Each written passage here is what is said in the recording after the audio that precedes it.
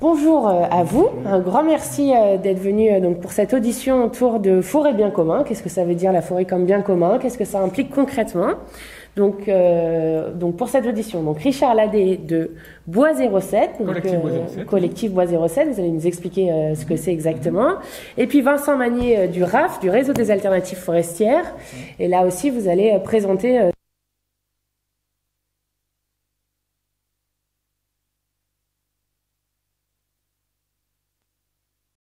Ouais, c'est ça, je pense que c'est bien comme ça si ça me va. Tu entends bien le son, c'est bon? Il faudra juste parler un petit peu fort. Voilà, mais c'est bon là, ça enregistre. Super. Non, c'est sur les systèmes. Ils enverront votre parler. Les systèmes non reliés. Donc qui commence? D'accord.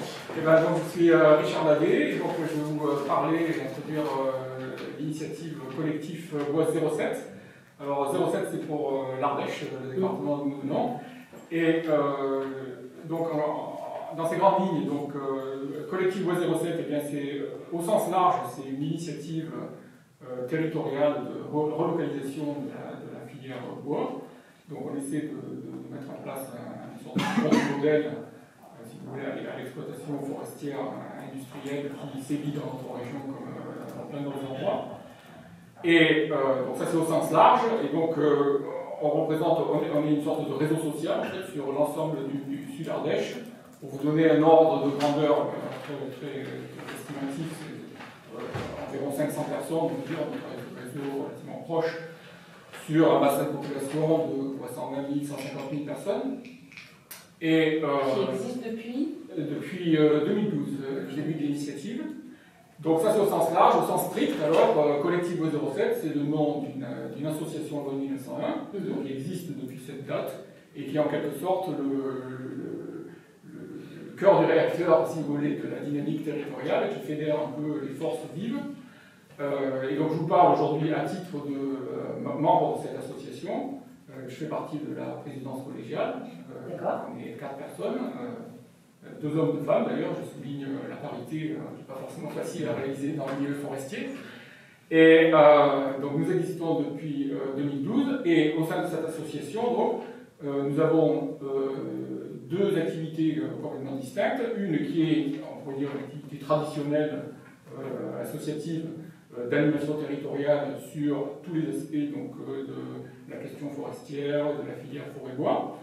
On fait de la sensibilisation, on fait des activités, mais on fait aussi donc, de la formation qui est ouverte au grand public, formation d'initiation donc à la forêt, à la sylviculture, à l'activité en forêt, comment aller couper des arbres, etc.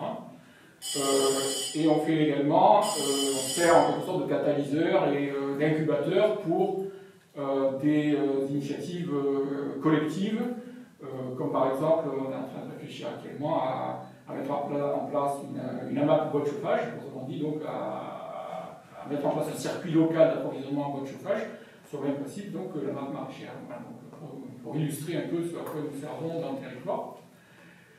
Donc ça c'est le premier volet de notre activité au sein de l'association. Le second volet c'est une activité concrète de production et de vente de bois, c'est-à-dire vraiment avec des flux matières, on va couper des arbres en forêt. On contractualise donc tous les aspects de l'activité de bûcheronnage, de débardage, de transport, et jusqu'au sciage, et ensuite donc à la seconde transformation, pour vraiment essayer de réaliser l'ensemble de la filière localement, à partir du bois local, et jusqu'au consommateur final local. Donc notre concept s'appelle de l'arbre à la maison, de ces fêtes-là. Et donc nous poursuivons ces 2 activités en parallèle là, au sein de l'association depuis 2012. Je peux vous dire quelques mots rapidement, parce que je crois que c'était un peu aussi le sens de votre enquête, de comprendre un peu les difficultés quand il y avait les enjeux et facteurs limitants.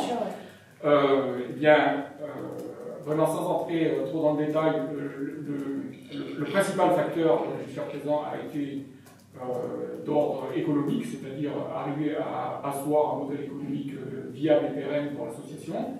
Alors, on dure depuis 7 ans, donc on est arrivé au bout jusqu'à présent, mais ça reste un exercice très difficile, et qui, d'une certaine façon, devient de plus en plus difficile, donc notamment sur le volet animation classique.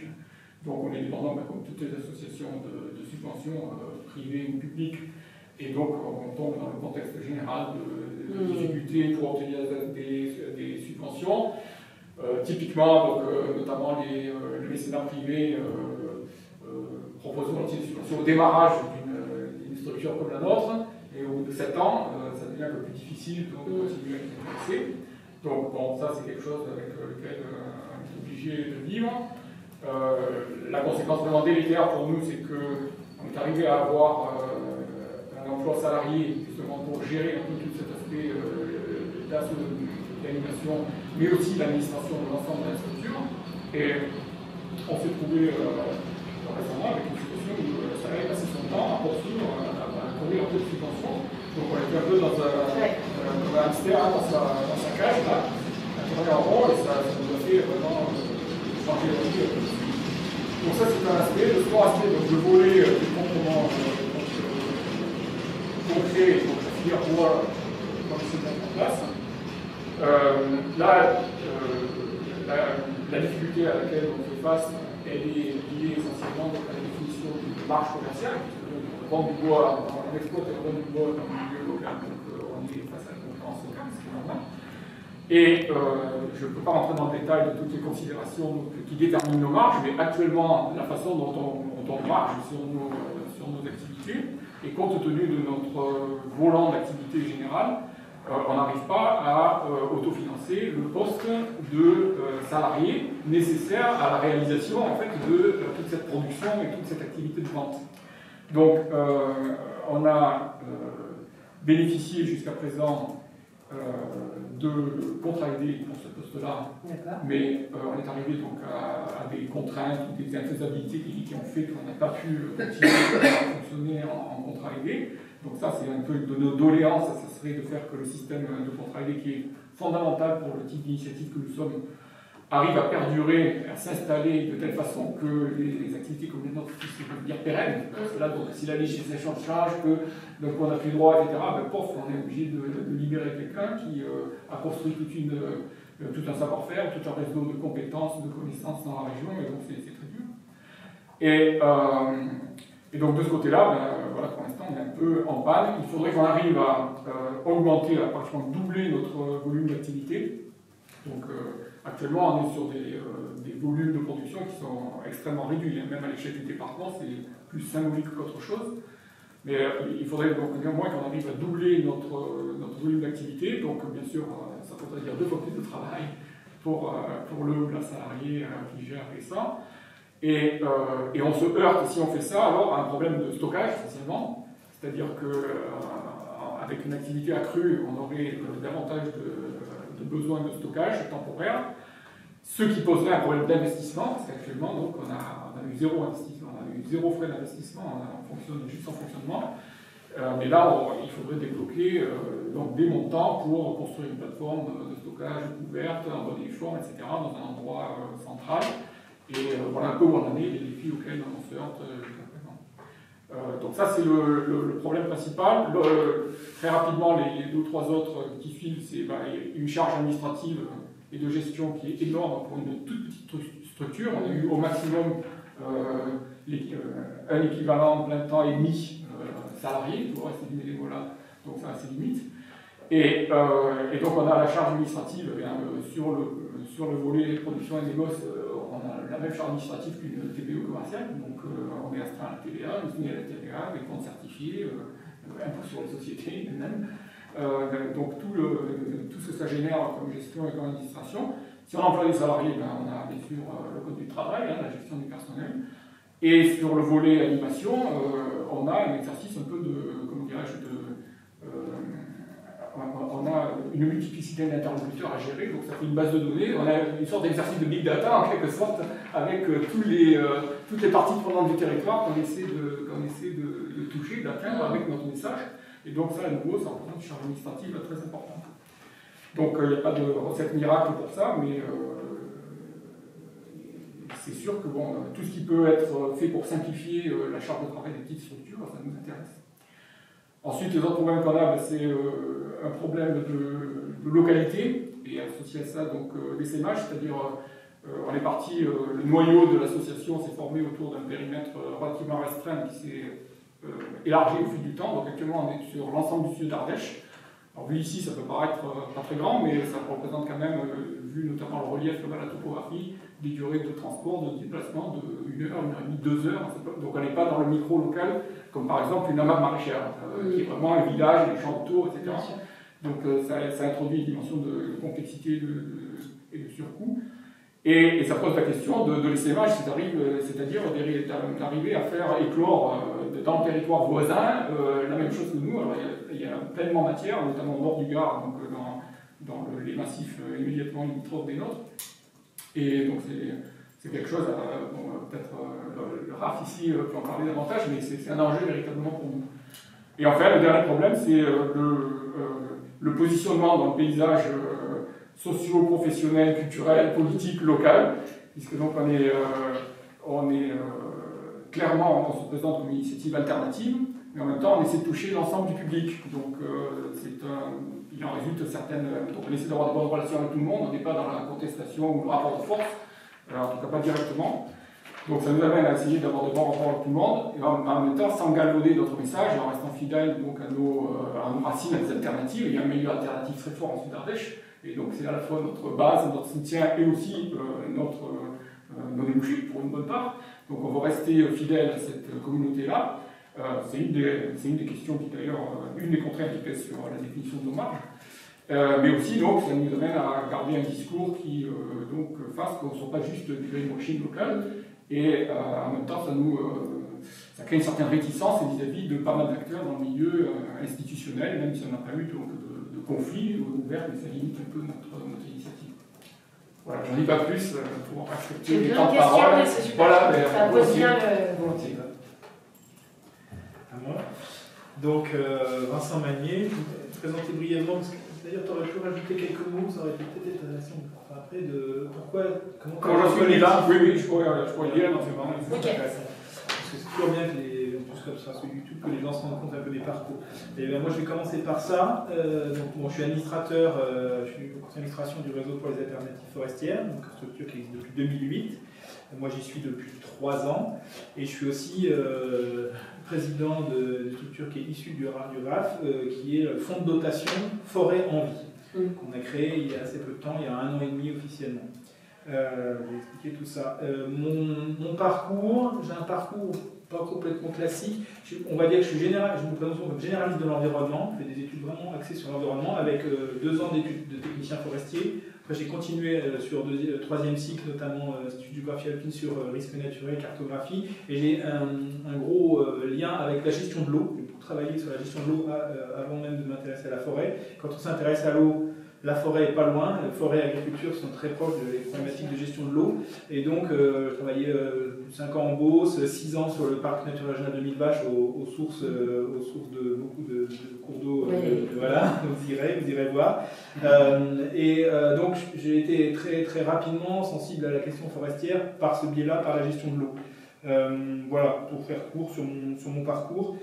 Aujourd'hui, je tiens à dire que mon activité par rapport à la forêt est totalement bénévole. Je suis reconverti.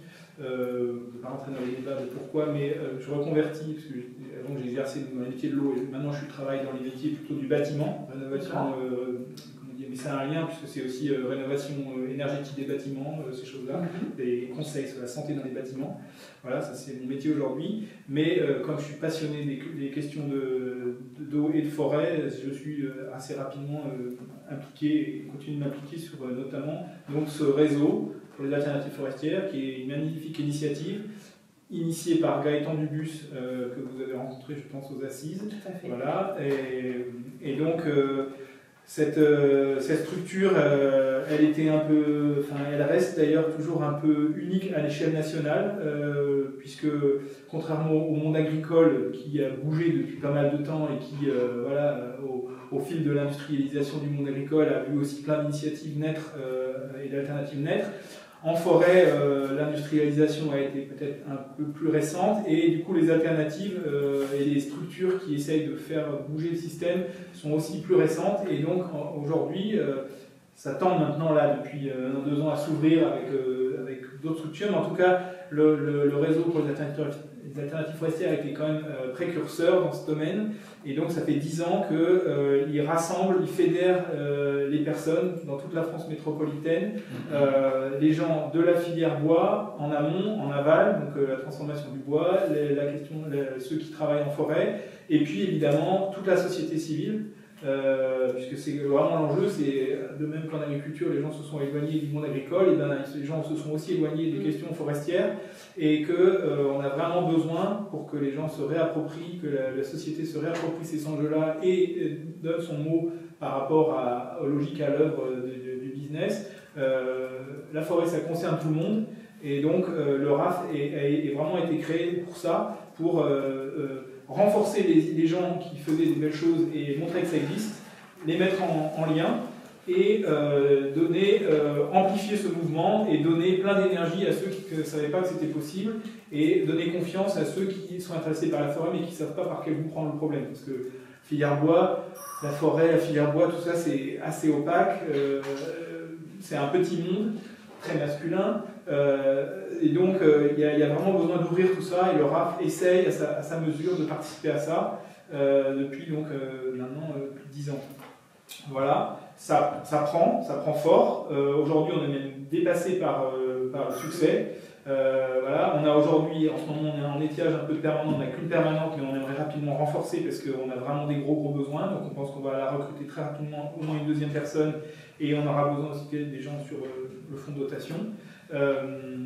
Voilà, on est un pool d'administrateurs, une quinzaine très engagés, mais là on essaye en ce moment vraiment d'élargir pour créer des relais locaux, casser la logique très nationale, pyramidale, très française, truc pyramidal, donner vraiment de l'énergie au local et faire que les groupes se soutiennent mutuellement.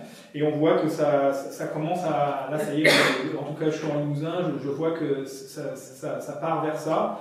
Et les gens, ça y est, la forêt, ils commencent à comprendre qu'il y a un sujet, qu'il faut s'en occuper. Que si on fait à la fois parce qu'on a l'industrialisation d'un côté qui avance tambour battant, et qu'on a de l'autre côté le problème climatique, le problème de la biomasse, le problème de tout ça, et que donc si on veut garder les forêts, si on veut pouvoir maintenir des belles forêts, avoir du bois de qualité et pas faire que du volume comme c'est maintenant la partie dans cette logique, avoir de l'exportation massive de bois rond non transformé, et ben on a besoin de recréer du circuit court, on a besoin de recréer de la compétence forestière sur la gestion, y compris pour les bûcherons, y compris pour voilà, et on a besoin de... Donc c'est ça que le RAF essaye de faire avec des formations, beaucoup de sensibilisation dans la filière et aussi de la société civile, des rencontres régionales, beaucoup de projections, on a beaucoup contribué à la diffusion du film Le Temps des forêts, et d'autres films aussi, et ça aide beaucoup, ce sont des outils qui aident beaucoup à l'appropriation par tout un chacun, et qui aussi désignent des gens qui ont des choses qui leur vont pas, qui sont immergés dans la filière, mais qui ne savent pas comment se sortir de ce guêpier qui les emprisonne et qui leur met une pression de fou, et qui en même temps sont pris là-dedans et n'arrivent pas à voir comment c'est possible de faire autrement. Donc là, en montrant les choses, montrant des alternatives, et pas plein d'alternatives possibles, et en montrant que d'autres personnes bougent, et ben ça fait bouger tout le monde. Et dans toutes les structures, même les structures on pourrait paraître pour certains comme étant figées, engoncées dans leurs principes et leurs dogmes, non, au sein aussi de ces structures-là, ça bouge. Et donc, le RAF participe de ça. Et on essaye donc depuis donc, là, 1 an et demi, on s'est aussi dit qu'il fallait qu'on s'attelle à la question du foncier forestier, qu'on soit plus présent sur, donc plus concrètement encore que ce qu'on faisait, avec des propositions un peu sur le foncier forestier, aussi en ayant en mémoire et en tête l'initiative de Terre de Liens au niveau agricole. Et donc, tout un groupe du réseau pour les alternatives forestières, mais aussi de gens qui sont proches de ce groupe et qui sont intéressés par ce qu'on fait, ont contribué à faire émerger un fonds de dotation. Donc, c'est quoi cette bête-là? C'est une structure qui est permise depuis la loi de modernisation de l'économie de 2008, 4 août 2008, je crois, qui est issu du droit anglo-saxon, dans l'idéologie, qui est une structure à cheval entre les associations loi 1901 et les fondations. Donc c'est à la fois, ça permet plus de choses que les associations loi 1901, puisque ça permet de récolter du don et du legs sans fiscalité, ce que ne peuvent pas faire les associations loi 1901. Et c'est quand même plus souple qu'une fondation qui doit avoir un budget important au départ, un capital de départ important, qui a une gouvernance plus contrainte, plus de contrôle très strict. Une fonds de dotation, c'est plus souple. On a eu une mise de départ de 15 000 €, voilà, et voilà, il y avait besoin de 3 personnes, un président et puis de 2 autres personnes à minima. Et donc là, nous, on a un conseil d'administration qu'on veut élargir, mais qui, au tout départ, est de 4 personnes. Et on est en train d'essayer donc donc on a déjà beaucoup avancé sur vers quoi on veut faire avancer ce fonds de dotation. Donc l'idée, c'est qu'il permette justement d'expliquer, de traduire concrètement qu'est-ce que ça peut être la forêt comme bien commun, de permettre la propriété collective et de sortir de cette histoire où aujourd'hui la propriété forestière est quelque chose de très très qui amène à des choses qui sont pas peu favorables du point de vue de l'intérêt général de la société. Les propriétaires peuvent faire énormément de choses sans beaucoup de contrôle, alors qu'on sait que la forêt, il y a énormément de fonctions, on parle de la multifonctionnalité des forêts, et que cette multifonctionnalité, elle est souvent mise de côté, avec uniquement, on a dû vous en parler dans les auditions précédentes, souvent l'aspect production de bois qui prime sur tout le reste, alors qu'on sait que ce soit en forêt publique ou en forêt privée, on a besoin de cette multifonctionnalité.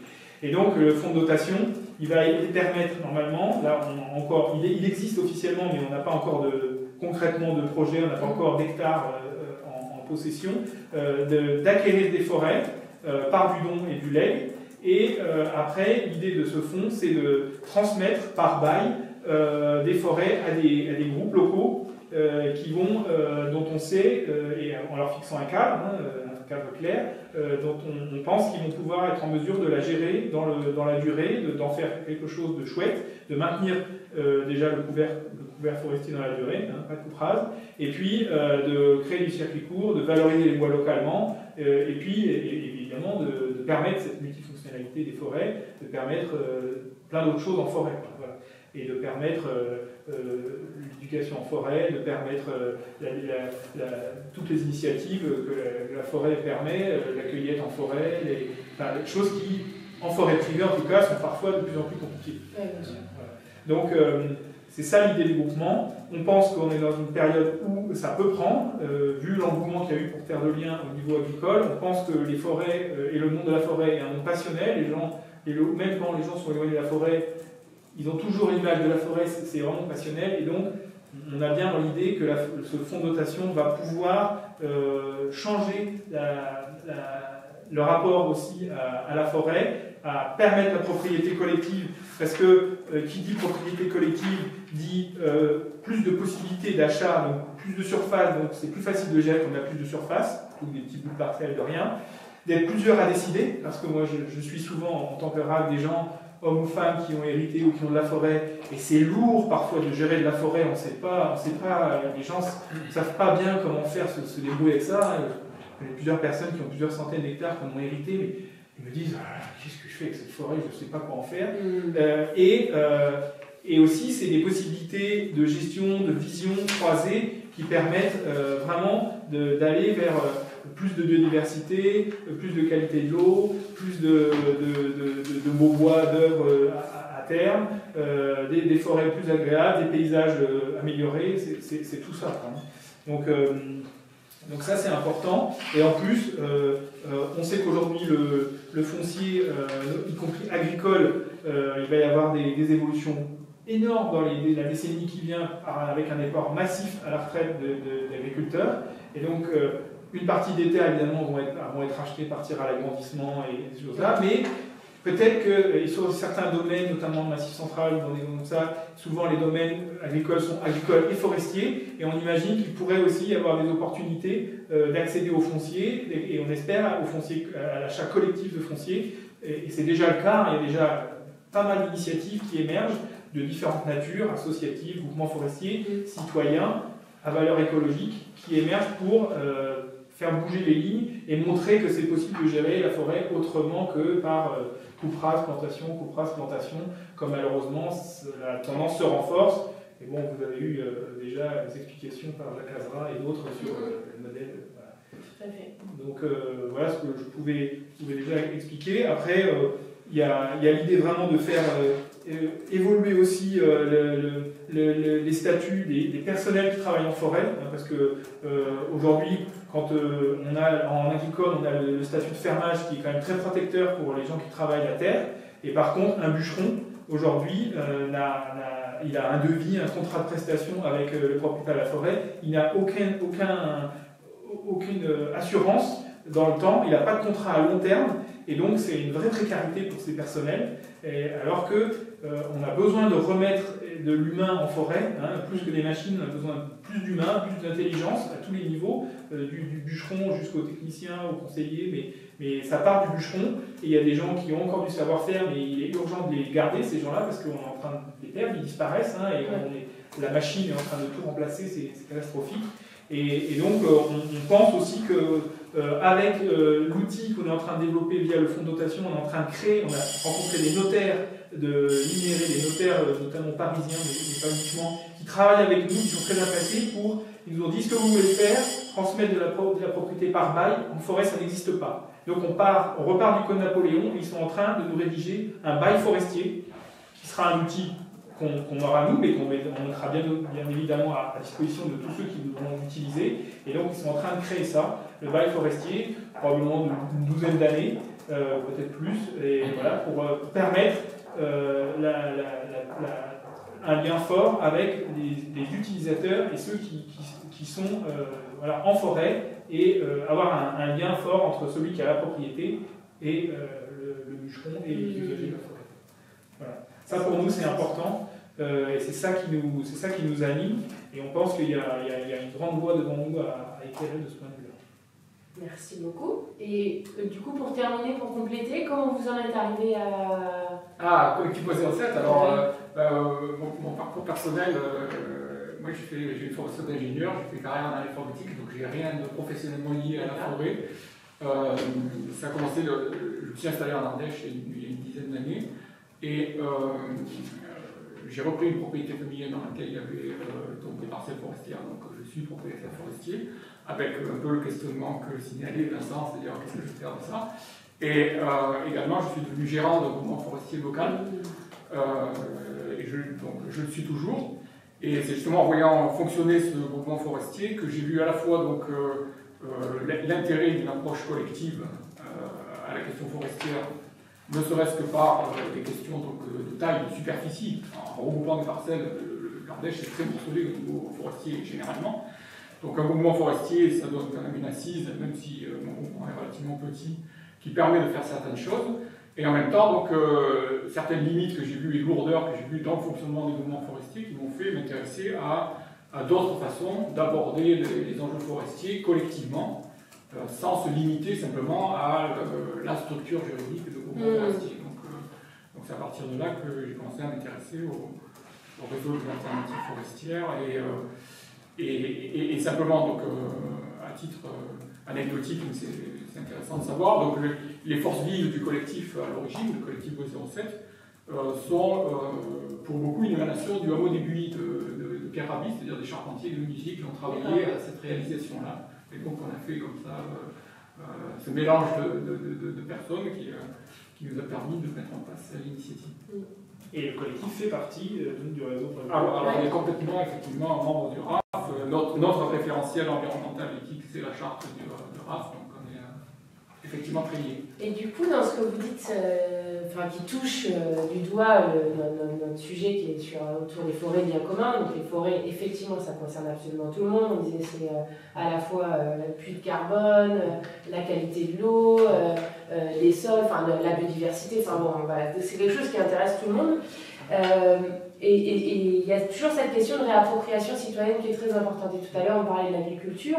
Le modèle agricole, qui est un modèle agricole sans agriculture absolument destructeur qui s'est imposé, la forêt, on n'en est pas encore là, mais il y a des endroits où ça en prend un peu le pas. Et une des choses qui est très importante, c'est que personne n'a décidé collectivement du modèle agricole. Personne n'a dit à Monsanto, venez nous empoisonner et empoisonner les agriculteurs.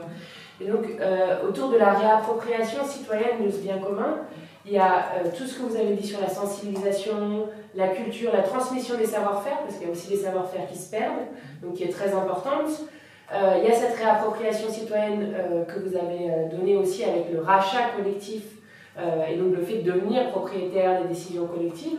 Moi, j'aimerais un peu vous interroger sur comment vous voyez le fait que, étant donné qu'il y a différents propriétaires, et notamment il y a la forêt publique et puis après il y a les propriétaires privés, à votre avis, comment cette réappropriation citoyenne elle peut se faire? Alors il y a cet achat de terre, est-ce qu'il y a d'autres, à votre avis, modèles qui peuvent être intéressants? Et notamment dans ce que vous faites, qui est très important, parce qu'à l'heure où on parle toujours de relocalisation, il y a quand même une disparition des petites scieries qui est absolument désastreuse, qui augmente les transports de partout, le bois que l'on voit notamment en Chine, mais pas que. Comment on favorise le fait qu'il y ait cette réappropriation citoyenne jusqu'au bout et ces décisions collectives des citoyens sur qu'est-ce qu'on fait de la forêt qui le replace dans le cadre de l'intérêt général et aussi du long terme. Alors nous, Collectif Bois 07, on est bien sûr sensible à toutes les initiatives d'achat collectif de forêt, etc., ce dont vient de parler un peu Vincent. Néanmoins, ça n'a pas été notre priorité jusqu'à présent pour diverses raisons, mais notamment liées au morcellement foncier, qui fait que c'est extrêmement difficile d'arriver à faire advenir véritablement un regroupement significatif de parcelles. Mais bon, ce par contre qui nous a, la façon dont on a abordé la question, c'est vraiment donc sous l'angle de l'appropriation citoyenne, c'est-à-dire intéresser les gens à la forêt, faire qu'ils se sentent concernés. Et donc c'est pour ça qu'on a mis l'accent, je parlais d'un réseau multiple d'interlocuteurs, on a vraiment mis l'accent sur le fait d'essayer de toucher le maximum de gens dans notre secteur. Et de fait, on a obtenu une notoriété qui est assez spectaculaire compte tenu de notre faible taille et de notre faible volume d'activité. On est assez connu dans le département, on commence à être bien sollicité, et donc ça c'est encourageant. On a fait ça par les activités de sensibilisation et de communication traditionnelle, mais notamment je vais citer quelque chose qui vous a peut-être été mentionné par ailleurs, parce que c'est pas nous qui avons inventé le concept. On a mis en place ce qu'on appelle des cafés forêts, donc simplement le soir, dans un petit café, dans un petit village, avec comme synergie intéressante le fait que, par exemple, le café pourra rester ouvert le soir, d'habitude la personne est ferme. Donc on fait une session sur la forêt, ouverte à tous, donc les gens viennent, et rien que cette mise en présence-là, et sans forcément un ordre du jour particulier, simplement en rassemblant 10 personnes autour d'une table, et donc chacun vient bien sûr avec ses idées, sa parcelle de forêt, ses besoins de planche, bref, quoi que ce soit, et le simple fait de faire ce rapprochement, c'est extrêmement fructueux. Ça aide les gens à se connaître. C'est très difficile pour les gens qui ont, par exemple, ils ont envie de bois de châtaignier en Ardèche, le châtaignier il y en a partout, mais ils ont envie de bois de châtaignier pour faire une armoire, je ne sais pas quoi, pour offrir à leur fille, et ils ont du mal à trouver du bois. C'est pas forcément facile. Donc toute cette mise en relation, cette mise en réseau, ça permet aux gens véritablement de se réveiller à la problématique. Et bien sûr, donc l'autre façon dont on fait ça aussi, c'est d'être en lien, en tissant des liens multiples avec toutes les initiatives, toutes les parties prenantes en fait, notamment dans le milieu associatif local, les associations environnementales, les associations de défense du patrimoine naturel ou culturel, toutes les initiatives locales des co-hameaux, donc des gens qui fonctionnent dans des co-constructions, qui ont besoin de bois de charpente, etc., d'ossature en bois, etc. Là, on est vraiment très très lié à tout ce milieu-là, et c'est comme ça que on arrive à faire de l'entraînement. On a aussi un mini réseau distributeur, par exemple, on met des palettes de bois en vente, des palanquets de bois, on met les palettes, on vend ce qu'il y a dessus, dans les recycleries par exemple, à nouveau, pour se faire connaître, pour proposer du bois à meilleur compte, etc. Moi, j'insisterai beaucoup sur, je ne veux pas être le premier, sur l'aspect formation. La formation, c'est un pan énorme de la question. Formation des propriétaires, formation des élus, formation dans toutes les structures de formation, que ce soit en formation continue, formation initiale. Il y a un champ mais considérable pour faire appréhender la forêt autrement, montrer en tout cas, à minima, montrer qu'il n'y a pas qu'une manière de faire, à minima. Voilà. Parce qu'aujourd'hui, malheureusement, y compris dans les écoles forestières, j'en citerai pas pour ne pas faire de peine, mais il y a des écoles forestières où on enseigne la coupe rase, point barre, quoi. Et ça, c'est dramatique.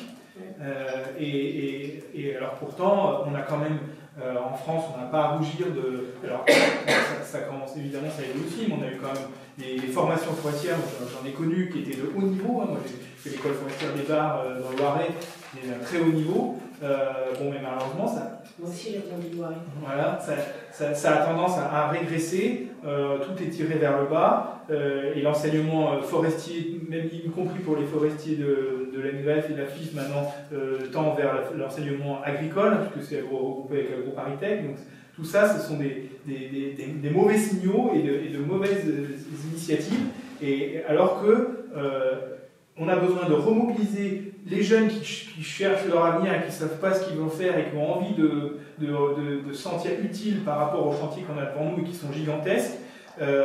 Donc ça, on aurait des wagons entiers de gens qui... Moi j'en vois quasiment toutes les semaines, il y en a qui viennent me voir et me disent « Je voudrais faire quelque chose en forêt, est-ce que tu peux me dire ?» Et donc je les oriente vers telle et telle personne, voilà. Et après, on a aussi des gens qui se reconvertissent, on a beaucoup de gens qui en ont marre, qui soit quittent la ville, soit qui veulent changer de métier, et on pourrait les orienter vers ça, et donc leur faire intégrer, que ce soit en forêt ou transformation du bois, parce que on est vraiment mauvais, je crois, sur la transformation du bois en France, alors qu'on a un des plus beaux capitales forestiers d'Europe. Donc là, on a vraiment des marges de progrès énormes à faire. Et après, parce qu'évidemment, on ne pourra pas acheter collectivement toutes les forêts de France privées, même si elles sont en vente. Et donc, il faut déjà que ceux qui les ont comprennent qu'ils peuvent en faire quelque chose d'utile et d'intéressant. Il y a des initiatives même publiques qui sont parfois renforcées et qui malheureusement en ce moment ne sont plus en odeur synthé. Je pense en Limousin, il y avait une structure qui s'appelait l'ADI, Association pour le développement équilibré de la forêt limousine, qui dépendait du Centre régional de la propriété forestière. Évidemment, depuis la nouvelle régionalisation, cette ADI est en difficulté. Parce que on est en Nouvelle-Aquitaine, et la Nouvelle-Aquitaine, c'est pas forcément... Cette ADI, elle a essayé de regrouper les propriétaires pour faire de l'amélioration des peuplements feuillus. Donc pour maintenir les peuplements forestiers feuillus et le valoriser, en faire quelque chose. Donc on est gagnant pour le propriétaire parce qu'il en tire des bénéfices et pas que des coûts. Pour les paysages, parce que ça fait des forêts qui restent et qui sont plus belles. Et après, il y a toutes les fonctions de la forêt. Pour le citoyen qui va se promener dans ces forêts, il est gagnant aussi. Ils ont fait quand même 3300 hectares d'amélioration en 5 ans. C'est pas rien en Limousin. Leur but, c'était un opérateur, 3 propriétaires regroupés et 8 hectares minimal de chantier par opération. C'est quelque chose qu'il faut essayer de renforcer et pas de casser. Et j'ai pas d'action chez la DELI. Et c'est quelque chose qu'on pourrait aussi dupliquer dans d'autres régions, parce que l'amélioration des peuplements feuillus, on sait que dans la forêt privée, c'est pas toujours fait, même sans parler des plantations et tout ça, il y a plein de peuplements qui mériteraient qu'on s'y intéresse, qui pourraient produire des bois de qualité sans tout casser. Et voilà, ça leur défend ça aussi, quoi. On veut souvent nous faire passer pour des ayatollahs, de dire ah, vous voulez pas ci, vous voulez pas là. Non, nous, le bois, on en a besoin, et on a besoin de couper du bois, mais pas n'importe comment. Et on essaye de faire passer ce message-là et de former les gens à regarder leur forêt et voir ce qu'ils peuvent en faire et trouver des conseils qui vont bien avec ça. Moi, je pense que la formation, effectivement, c'est une chose qui est importante. Dans ce que vous disiez aussi tout à l'heure, qui, je pense, est intéressant, si on veut pouvoir généraliser ce type de pratique, tout à l'heure, vous avez pointé plusieurs pistes qui sont très intéressantes. La question de pourquoi est-ce que les associations ou des collectifs sont aussi assujettis à la TVA, la question des contrats aidés sur lesquels on s'est beaucoup battu aussi, qui est une vraie question. Et puis à un moment, vous avez dit il y a un problème aussi de concurrence par les prix. À cette concurrence, comment on peut faire en fait pour protéger aussi ce type d'initiative et faire en sorte qu'elle puisse se développer? Est-ce que c'est la question seulement de dire il faut que, enfin seulement, c'est une grosse question quand même, mais que les forestiers, les ouvriers forestiers soient payés correctement, et est-ce que la différence de prix elle se fait là-dessus? Comment on peut protéger ça pour que ça puisse se développer? Alors, oui, ou est-ce que c'est par les subventions d'État qu'il faut le faire? C'est une question que... Justement, là, moi je ne suis pas spécialiste de ces questions-là, mais il semble que les règles de la concurrence dans le marché européen font qu'à partir du moment où on exerce une activité concurrentielle, dans le milieu concurrentiel, ce qui est notre cas, eh bien, on est soumis un peu au même régime que tout le monde, et donc on n'est pas passible de... on ne peut pas bénéficier comme ça de subventions ou d'aides directes. Donc nous, ce qui nous intéresserait, alors en plus, donc, ce que j'ai dit pour les subventions, ça s'appliquerait de toute façon, c'est-à-dire qu'il ne faut pas que ça devienne une charge de travail qui épuise une petite structure comme la nôtre. Mais ce qui nous semblerait utile, ça serait par exemple, donc, tout en restant formellement assujetti à la TVA, d'avoir fonctionné avec des bénéficiaires de taux de TVA réduits, par exemple, ou quasiment une TVA zéro, quelque chose qui soit vraiment incitatif et qui fasse une différence donc, au niveau de nos prix de revient et donc de nos prix de marché. Aujourd'hui, en tout cas, les bûcherons sont clairement en concurrence avec les machines. Voilà. Et on peut pas, une machine, un bûcheron, il va faire ses 30 stères par jour s'il travaille bien, une machine fait 200 stères. Comment on peut comparer le boulot entre une machine et un bûcheron, alors que ce n'est pas le même boulot, ce n'est pas le même travail, on compare les torchons et les serviettes. Derrière, entre l'expertise d'un bûcheron avec de l'expérience qui va gérer les bois et le travail d'une machine et d'un gars dans sa machine qui voit à peine les bois parce qu'il est à une distance, puis généralement de toute façon on leur dit de tout couper, enfin, ils font un peu d'éclaircie, mais enfin c'est quand même pas le principal de ce qu'ils font avec les machines. Et en France en plus on produit des petites machines, mais dans ma région c'est que des grosses machines, les 20 tonnes, là, les 17-20 tonnes, les abatteuses, pour faire de la couprasse, quoi. Voilà. Et donc c'est le personnel qui subsiste en forêt, qui travaille en forêt autrement avec sa tronçonneuse, et aujourd'hui il ne peut plus gagner sa vie, quoi. Et les bûcherons, je crois que le salaire n'a pas augmenté pour un bûcheron depuis 50 ans. Voilà, c'est à peu près ça. C'est resté à peu près à ce niveau-là. Et il y a une précarité des gens en forêt qui est insupportable, intolérable, et qui mène aussi du coup à des carnages, parce que du coup pour gagner leur vie, ils sont obligés de couper plus aussi. Sinon donc, oui, je parlais donc d'éventuelles exemptions de TVA. Tout ce qui pourrait fonctionner sous la forme d'une exonération ou d'une dispense, ça pourrait être utile. Par exemple, on réfléchissait que donc, nous sommes tenus d'avoir des comptes certifiés, donc de faire intervenir un cabinet comptable.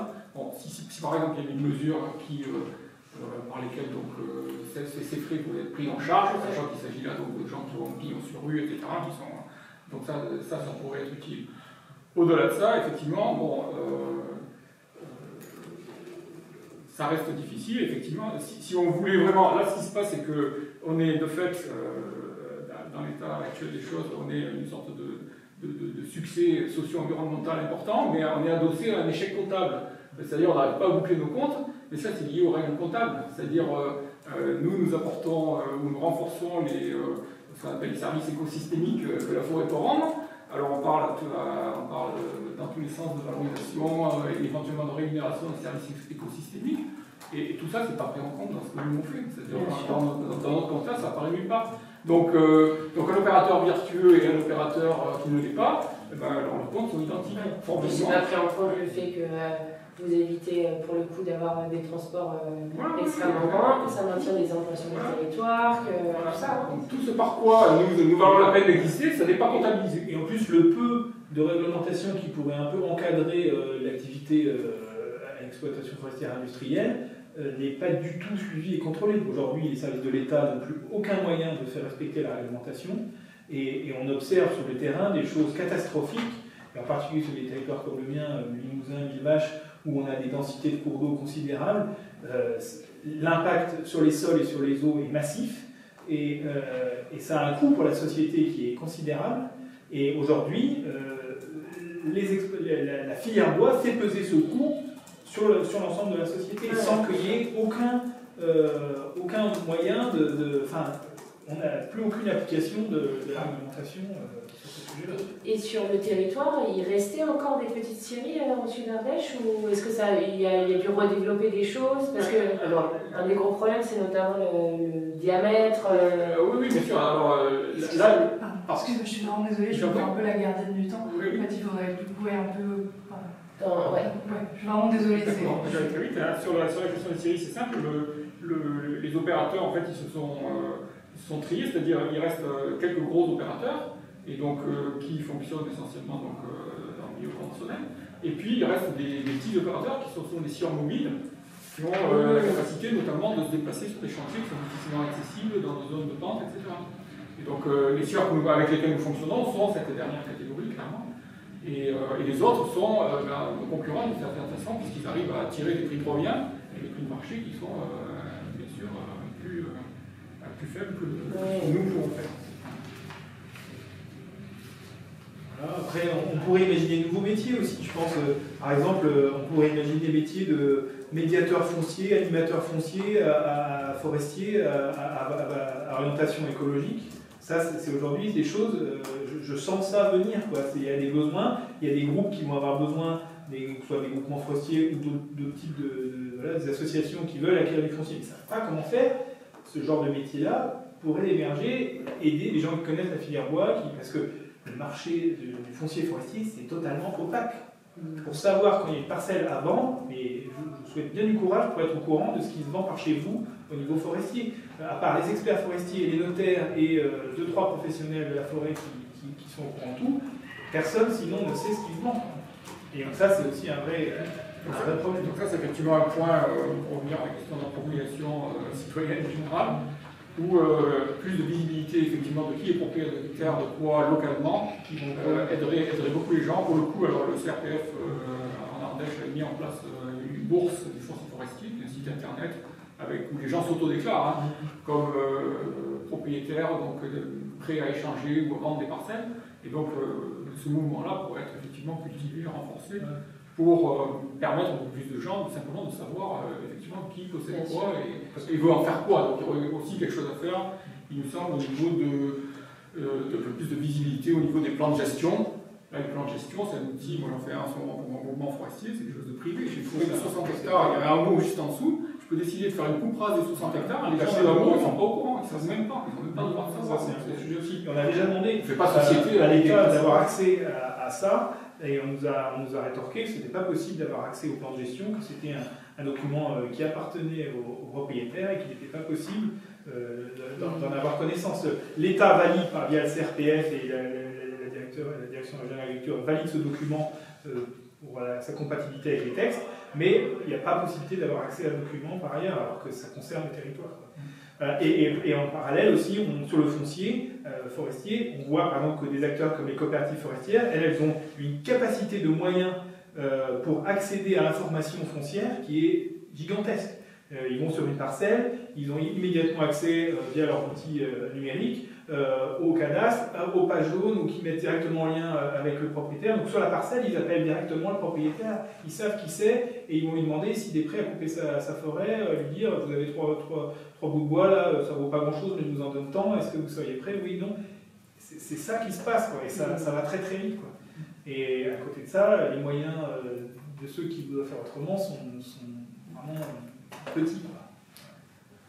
Une autre idée que je vais mentionner, c'est qu'il nous semble, lorsqu'on réfléchit à la gouvernance territoriale de la filière, etc., la question des coupes rases qui est vraiment sensible dans notre région, si on pouvait arriver à faire passer quelque chose qui permette une interdiction localisée, c'est-à-dire que telle ou telle collectivité territoriale, commune, intercommunalité, parc naturel régional, mais quelqu'un à un niveau, département éventuellement, qu'un niveau puisse décider, voilà, nous sommes donc un territoire sans coupe rase, cette possibilité était donnée aux gens s'il y avait cette subsidiarité, ça permettrait donc de faire un effet de levier, de donner un effet de levier, parce que nous essayons de faire, dans la mesure où tout simplement ça mettrait le sujet sur la table, ça ferait que des collectivités militantes, entre guillemets, commenceraient le processus, un peu comme zéro pesticide, validé.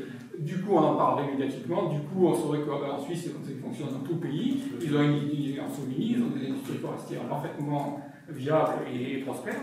Et donc, ça pourrait, comme ça, enclencher le processus actuel. La Slovénie a interdit les coupes rases il y a 25 ans. En 25 ans, ils ont multiplié par 4 leur production de bois d'œuvre. Voilà. Ça, c'est des chiffres qui peuvent être vérifiés. Voilà. Et l'Autriche, l'Allemagne sont de même. C'est vraiment... il faut faire passer ce message-là, que c'est pas parce que... Alors, la coupe rase est un outil de gestion, on pourra faire des petites coupes rases par-ci par-là, mais que des gros massifs puissent tomber d'un seul coup ou en 2 ans sans que personne soit au courant, sans que ce soit validé, sans avoir vu les impacts, les dommages collatéraux, ça ne devrait pas être possible. Et un dernier point, peut-être ça n'a rien à voir, mais ça revient à la question de la formation, et c'est générique, hein, ça s'applique à tous les domaines de la société. Tout ce qui peut être fait dans les des organismes de formation, des techniciens forestiers, etc., pour cultiver le fonctionnement collectif, la transversalité, prendre conscience de limiter un peu dépasser la spécialisation technique que ces gens-là apprennent pour comprendre un peu le système dans lequel ils fonctionnent et donc effectivement arriver à se positionner dans une initiative collective simplement. Ça aiderait immensément, je pense, à long terme. Merci pour tous ces éléments passionnants. Je suis désolée, je suis obligée d'arrêter à Audrey, parce que sinon je vais rater le train. On est désolé parce que du coup on a parlé à tout. Vous avez travaillé un peu. Non, c'est vraiment passionnant et puis ça va bien nous aider. Et sur les couperaises, on devrait faire une grosse initiative février-mars, aller à l'étranger et puis faire une conférence nationale sur les couperaises. Donc on en reparlera. Et de toute façon, comme on est vraiment dans l'idée de co-construire, de prendre le temps, je pense qu'on se reverra à des moments aussi et puis on rééchangera autour de maintenant qu'on a tout ce matériau-là. Enfin, vraiment, merci, c'était super.